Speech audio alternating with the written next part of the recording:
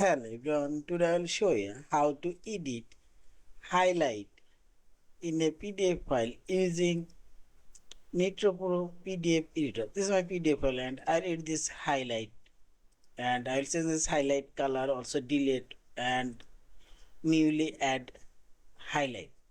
Now set this review option and this highlight option, click here and you can add new highlight, and click on this highlight and this properties option and this border color option. Here you can change your highlighted color, and now you can change color opacity.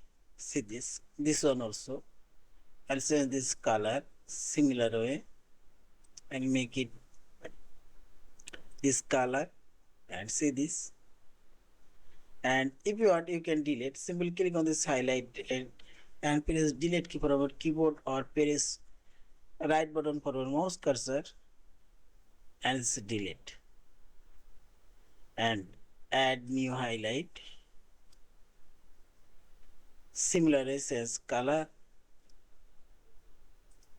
Here you can add more color. This color box and select OK, or you can use custom color and so on, and see this. And you can change opacity and make it 50% and see this. In this way you can edit and modify your highlighted text.